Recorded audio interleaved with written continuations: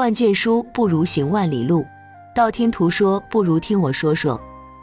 大家好，这里是道听途说，分享不同的故事，希望能给您带来收获。明朝年间，杭州府余杭县的乾源村有一个叫陈平的小伙子，他从小就失去了父亲，母亲靠着给人做奶妈当接生婆，含辛茹苦地把他拉扯大了。陈平相貌平平，长得也不是很高大，村里的人经常嘲笑他的外貌，说他脑袋大脖子粗，不是大款就是伙夫。但是他这样的家境大款是不可能的，只能是个伙夫，连小孩子都叫他伙夫。村民虽然是带着嘲笑的语气，可是陈平知道大家没有恶意，所以他也是每天乐呵呵的，并不在意。说来也巧，从小到大被人叫做伙夫，陈平现在竟然真的当了一个厨师。一些大户人家要摆酒席的时候，经常请他去当主厨。转眼间他也老大不小了，他娘给他说了一门亲事，娶的是隔壁村王木匠的女儿王小翠。陈平本来对这门亲事就不怎么喜欢，可是他的母亲告诉他，咱们也不是富贵人家，有个女人愿意嫁给你，还能孝顺长辈就不错了，也别挑三拣四的，差不多行了。没办法，父母之命媒妁之言，陈平就这样和从未见过面的王小翠成了亲。陈平本以为成了亲就能过上幸福的生活了，哪知道王小翠真不是个省油的灯，每天在家不是嫌弃陈平长得呆头呆脑，就是说他只是个伙夫，挣不了大钱。其实陈平不是挣不了大钱，只是他每次结完工钱，在回来的路上看见那些吃不上饭的乞丐，都会给他们买点吃的，或者在半路遇到猎人，会买下他们手里的猎物，然后拿去放生。只是他都不敢把这些事情告诉自己的妻子，他怕妻子知道了之后又要数落他，说他天天做傻事了。这一天，陈平被妻子埋怨了一番之后，坐在自家的院子里晒太阳。隔壁李大叔过来对他说，小陈，上个月和你说的事情还记得吧？上个月啥事儿？我没欠你钱吧？我记得自从出去谋生之后，我已经把家里的债都还完了呀。陈平瞪大了眼睛，疑惑地说道，哎呦，我的小祖宗哎，还好我来问了一下，看来你真的忘记了。陈伙夫，明天是镇上刘老太爷的80大寿，我上个月和你说过的，你忘了？李大叔皱着眉头说道。陈平这才想起来，上个月他从一户人家那里摆完宴席回来，在村口碰见了李大叔。他们聊天的时候，他答应了李大叔给刘老太爷的寿宴去做席的，当时就是顺带一提，要不是李大叔提醒，他早就忘了，还傻乎乎地坐在院子里晒太阳。哎呀叔，我竟然给忘了，大意了。陈平用手拍了拍自己后脑勺，懊恼地说道，还好我记得，这寿宴是明天，我可告诉你，你忘了什么都不能忘记明天的寿宴。这柳家可是镇上的高门大户，也是镇上数一数二的富商，我们这些小蚂蚁可得罪不起，知道吗？李大叔批评道。李叔教训的是，我现在就准备出发。回屋准备的时候，还不忘在李大叔耳边轻轻地说，叔，我正好躲家里的母老虎，你可算是救了我。李叔听了扑哧一笑道，就你小子心眼多，还不快去。说完还像父亲一样打了一下陈平的后脑勺。因为要住一晚，陈平带上几个馒头和换洗的衣服就匆匆出发了。走了好几里路之后，天空忽然下起了雨来，陈平又没有带雨伞，就在泥泞的山路上一路小跑，脚上一打滑，从一个台阶上摔了下来，滚入一个山洞。陈平可以说是因祸得福，这下可以在山洞避一下雨了。好在滚下来的时候也没有受什么伤。看着越下越大的雨，陈平在山洞里生起了火。在烤火的时候，他时不时把头伸出山洞外，看看什么时候雨会停。可是雨越下越大，陈平只能眼巴巴地看着雨水在山洞口挂起了一道道水帘。陈平正苦恼着，天空中突然响起了一阵轰天雷，陈平赶紧蜷缩着身子，捂住了耳朵。等雷声过后，陈平睁开眼睛，发现眼前多了一只老鹰。这只鹰有他的半个身子那么大，看那个抖动的样子，好像是刚刚被雷劈中掉下来的。陈平从小就对这些动物心存怜悯之心，他见状赶紧跑到山洞口，抱起老鹰，然后在火堆旁边烤了起来。老鹰本来湿漉漉的身体，过一会儿之后就干了。它展开翅膀，重新舒展了一下自己的筋骨，还对着陈平叫唤了几声，好像是在表达感谢。他们就这样在山洞里烤了一会儿火之后，雨也停了。陈平灭了火之后，和老鹰一起出了山洞。老鹰重新飞向天空，同时还不忘回头看看陈平。陈平和他挥了挥手说再见，就踏上了去刘老太爷家的路。来到刘府已经是晚饭过后了，他敲了敲刘府的大门，还好有个家丁知道他要来，一直在门口等着。家丁见他这个时间点过来，关心地问道：陈大厨，你吃饭了吗？他刚刚问出这句话的时候，陈平的肚子就咕噜咕噜地叫了好几声，弄得陈平特别尴尬。家丁好心地说：陈大厨，这个点府里的一些下人都回自己房间休息了，反正你自己也是个厨师，我带你去厨房，你要吃什么自己煮可以吧？陈平当即谢过这个好心的家丁，还多煮了一碗面，让这个热心的小哥和自己一起吃。吃完之后，陈平就被带到刘府安排好的房间休息了。第二天一大早，陈平还没有睁开眼，门外就有家丁走动的声音了。看来今天刘老太爷的寿辰，刘府上上下下都很重视。他也赶紧起床，洗漱完来到了厨房。铺子里的人早就把新鲜的食材都送过来了。陈平赶紧和打下手的几个家丁说，先去洗菜，然后切猪肉，切完猪肉放在那里备用，等到晚上的时候再一起煮了。猪肉切完之后就开始杀鸡了。由于今天送来的公鸡都很大只，它们的力气特别大。家丁虽然是男的，可他们从来没有杀过公鸡，只能打打下手。因为他们一抓住公鸡的翅膀，想要将公鸡的脖子砍掉放血的时候，公鸡就开始扑腾了。一个家丁太害怕了，不小心放走了公鸡，使得这只公鸡在厨房满屋子跑。幸好陈平用一只手就抓住了公鸡，另一只手眼疾手快的将刀靠近了鸡脖子，然后快速的一抹，鸡血就顺着脖子往下面流了。一旁的家丁们都被这利索的动作给惊呆了。陈平见他们呆呆地站在那里，大声地喊道：快拿碗呀，鸡血要滴下来了。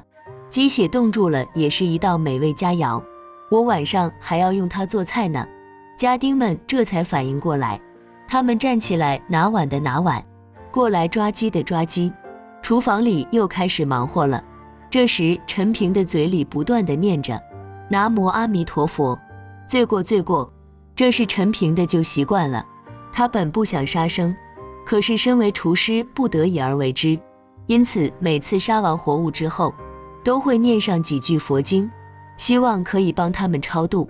陈平把手里的鸡递给一个打下手的家丁之后，一回头，忽然看见了一只胖得快游不动的红色锦鲤鱼在水缸里。他记得今天没有鲤鱼这道菜呀。再说这种锦鲤吃的人不多，难道刘老太爷想在自己的寿宴上搞点不一样的菜色吗？他不解地问旁边的人，这只鲤鱼是今晚的食材吗？我不记得今天的菜单上有这么一道菜呀。他刚刚说完，这只鲤鱼就跳出水缸，咬住了陈平的手臂。从来都是听说鲤鱼跳龙门，这下他见识到了鲤鱼跳水缸了。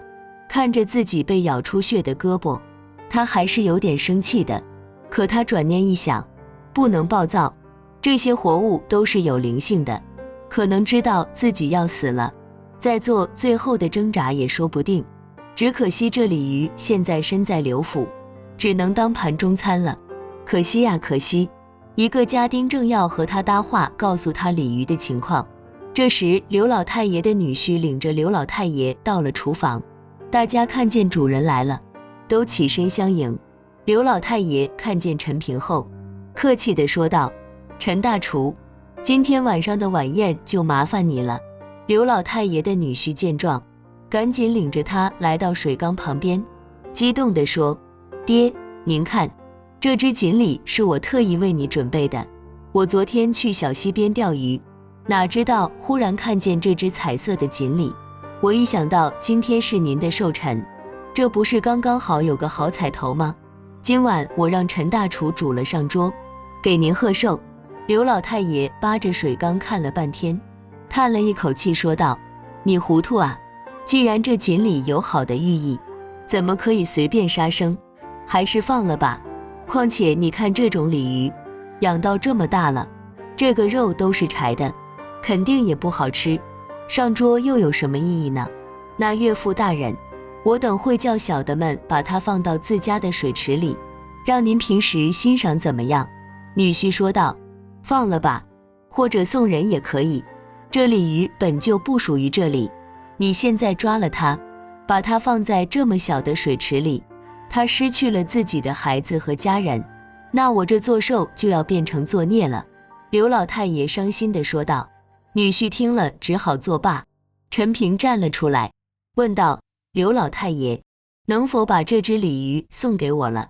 我也挺喜欢养鱼的。”刘老太爷露出了笑容：“好好好，那就送给你了，随你怎么处置。”陈平忙完了刘老太爷的寿宴，就带着这条鲤鱼回家了。他把鲤鱼放在自家的木桶里，准备明天再做打算。今天累了一天，他回家倒头就睡。他睡醒的时候，妻子小翠正好从娘家回来，看见陈平枕边放了个金镯子，见钱眼开的他终于笑了一回，激动地说道：“你这个没良心的，总算聪明了一回，知道给我买金镯子了。”说完就拿着金镯子走了，消失得无影无踪。陈平也好奇睡了一觉，怎么会莫名多出个金镯子来？可是他好像觉得自己在睡梦中有什么事情要做，现在怎么也想不起来。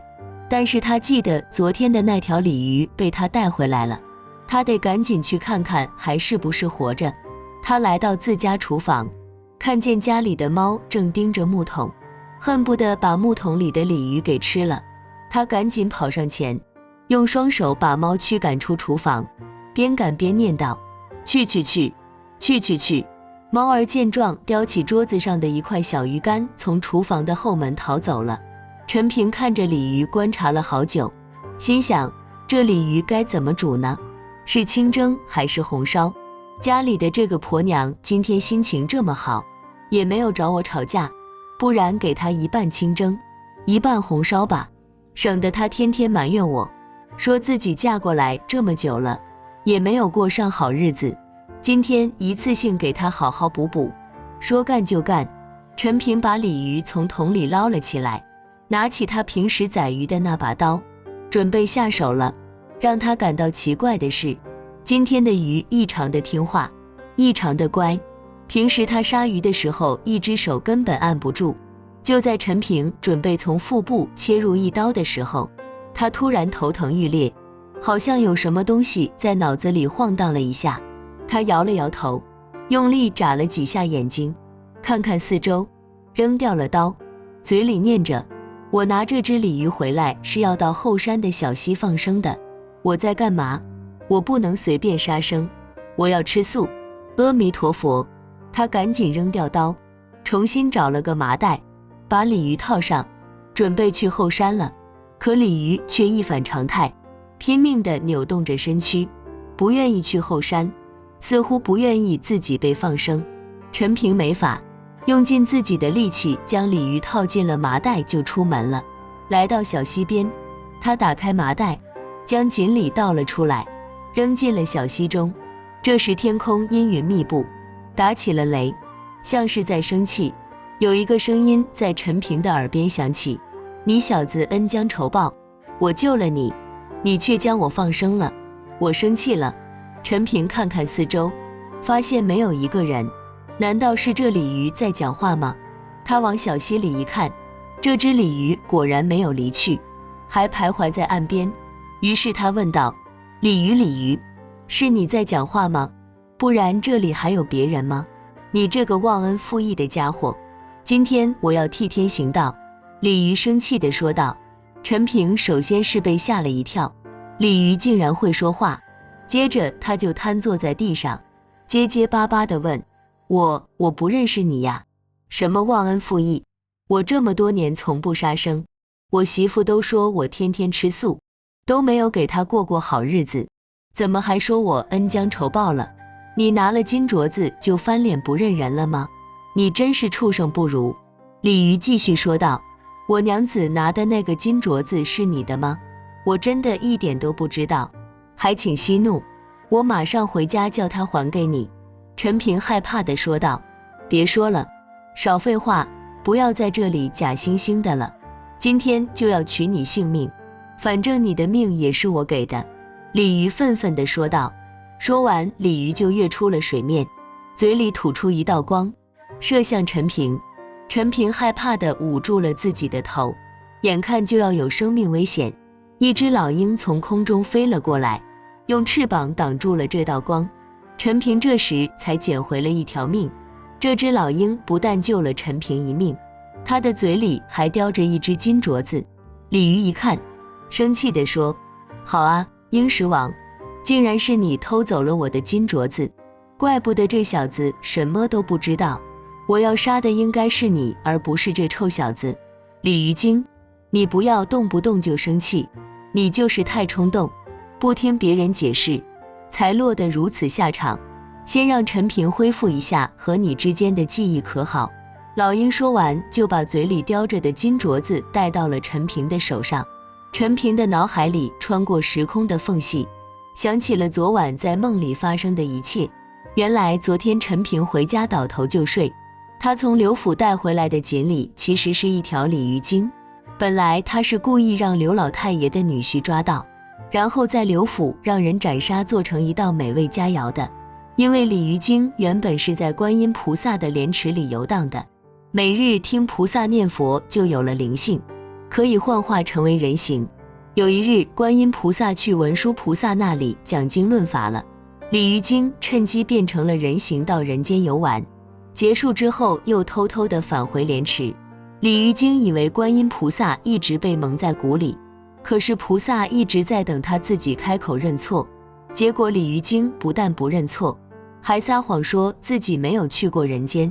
观音菩萨拿出玉净瓶里的杨柳枝一挥，天空中就出现了鲤鱼精在人间的情形，他这才跪在地上请求饶恕，菩萨就罚他去人间经历10世10劫，这正好是他第10世的最后一劫了，只要死于厨师之手就算渡劫成功，可以回菩萨的莲池了。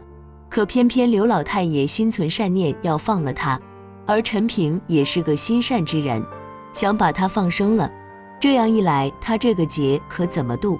猴年马月才能回到观音菩萨的莲池。而陈平在生死簿上的寿辰原本是到昨天晚上为止的，依照生死簿所写，他会在睡梦中死去。陈平死去的那一瞬间，黑白无常就过来了，他们锁住陈平的双手和双脚，要带他到地府。这时鲤鱼精出现了，虽然只是个鲤鱼精，但毕竟是天上的仙物，和地府的人比起来地位还是比较高的。黑白无常见到鲤鱼精都要问声好。鲤鱼精告诉黑白无常自己要渡劫，还请黑白无常手下留情，多留他几年阳寿。而且陈平在日常生活中就是个心地善良的人，这么个好人不该早死。可黑白无常却说，鲤鱼大人，我知道您要渡劫，可是我们也是按照规矩办事，如若被阎王知道了，担待不起呀。鲤鱼精早就知道地府的人不好通融，于是就对黑白无常说道，你看这是什么？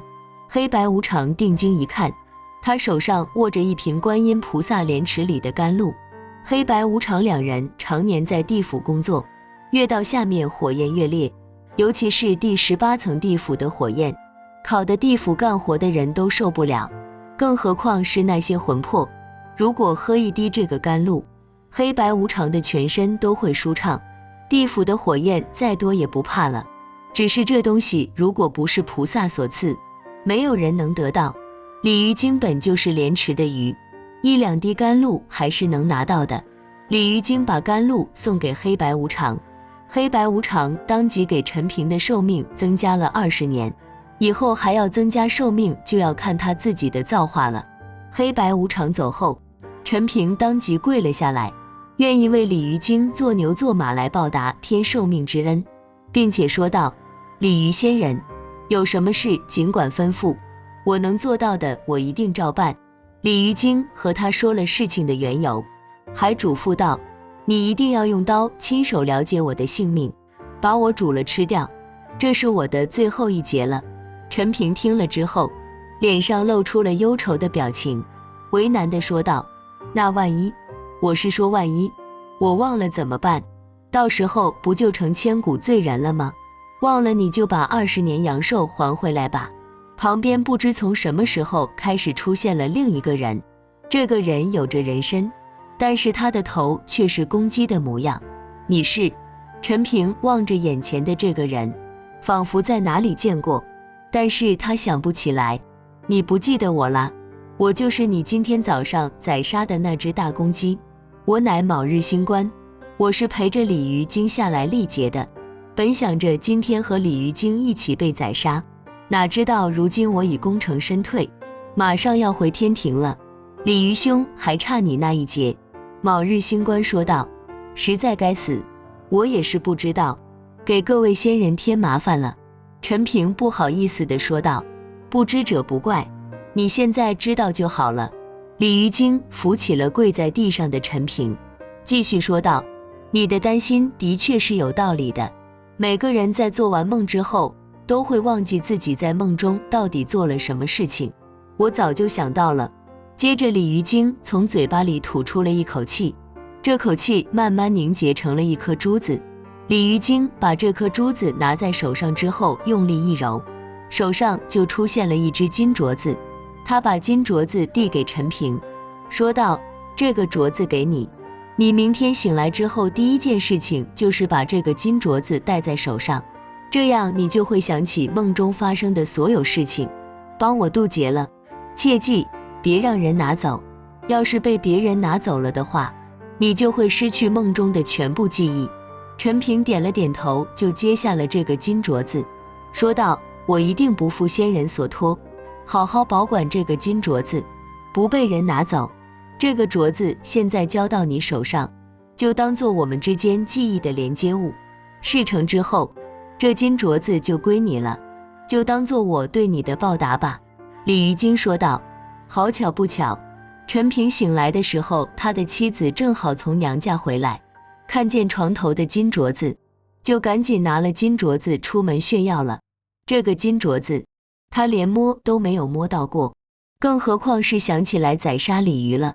在梦中的一切都被陈平忘得一干二净。即便如此，陈平在梦中还有点残存的记忆，他的脑海中还是有一个念头，那就是宰杀鲤鱼。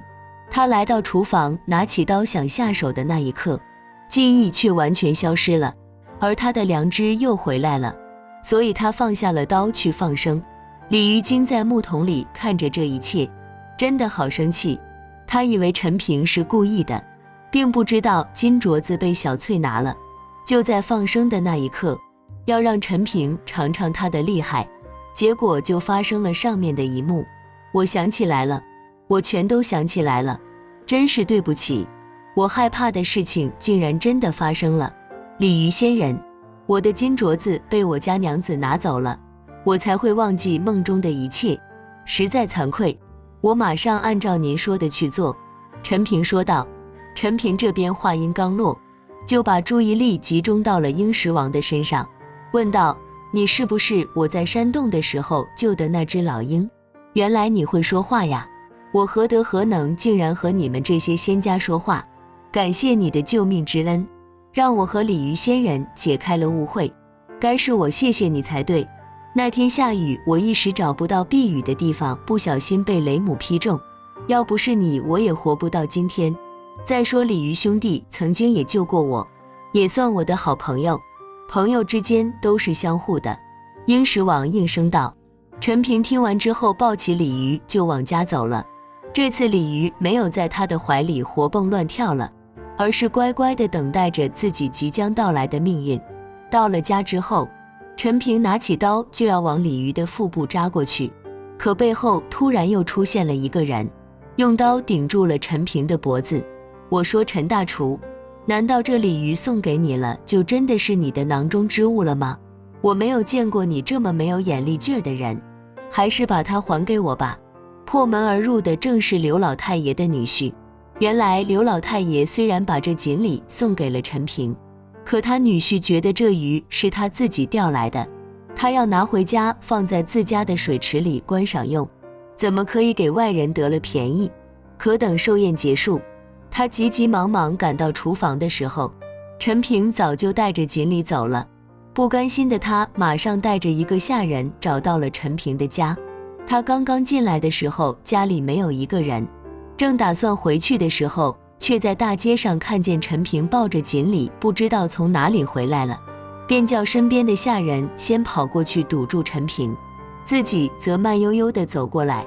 柳家女婿见这锦鲤还活着，非常开心，就用手想去抓鱼，哪知这只锦鲤突然腾空跳了起来，用鱼尾甩了家丁一巴掌。那家丁拿着刀的手突然一松，刀子掉在了地上。看来这还是一条很有灵性的鱼，我今天非把它带回家不可。柳家女婿叫家丁继续按住陈平，自己往锦鲤的方向靠过来。锦鲤紧张地发出了只有陈平能听见的声音：你一定要快点解决他们，只有1炷香的时间了，过了这个时间我就回不了天庭了。陈平赶紧夺过地上的刀，一心往锦鲤身上刺去，可关键时刻还是被后面的2人给拉住了。3个人就这样扭打在一起。此时一阵大风刮来，门口站了一只和人一样大的老鹰。陈平知道这是鹰石王把自己的身体变大了。鹰石王不断地扇动翅膀，将厨房的一切都吹倒了，趁着机会伸出了自己的2只大爪子，抓住了柳家女婿和他的下人，往天空飞去。只听见2个人啊的一声尖叫，这声音越飘越远，直至消失。陈平怕出现变数，赶紧快刀斩乱麻，一刀将鲤鱼毙了命，然后掏出内脏，刮掉鱼鳞，准备晚上好好享受一番。李大叔进来了，他看见陈平还在杀鱼，气喘吁吁地说道：都什么时候了，你怎么还在杀鱼？小翠不行了。陈平以为李大叔开玩笑，说道：别管这娘们，我杀了鱼，晚上我们吃鱼呢，他肯定会很开心，怎么会不行呢？李大叔告诉陈平，他的妻子小翠拿了一个金镯子去当铺换银子，换了银子之后就去赌坊赌钱了。当他赌完钱输得精光出来的时候，当铺的人又找到他，说他把自己当的金镯子又偷回去了。可是小翠死不认账，说自己没有偷，当铺一口咬定就是他偷回去了。在追赶的过程中，小翠不小心绿下山崖，尸骨无存。陈平听后叹了口气，伤心地说道：哎，不属于自己的东西真的不能太贪，若不是他拿了我的金手镯，也不会落得如此下场。接下来的日子，小翠虽然找不到尸首，可陈平觉得和他始终是夫妻一场，正所谓一日夫妻百日恩，还是为他立了一个墓碑。陈平拿着金镯子，换了好多大米和馒头，还有衣服，送给那些无家可归的可怜人，不断地做好事，凭借着自己的善心，不断地积累福报。玉帝见他如此，不仅让月老重新给他牵了红线，还把他的寿命延长到80岁才寿终正寝。正所谓人之初性本善，在成长的过程中，我们慢慢的变质了。如果人人都像陈平一样善良的话，就会给自己积累福报，而这份福报会重新回到自己身上。反观他的妻子小翠，不仅好吃懒做，还贪得无厌，才会自食恶果。希望每个人都可以存善心，做好事，成为一个有福报的人。你觉得呢？好了，今天的故事就到这里了。看完这个故事后，不知道您有什么感想？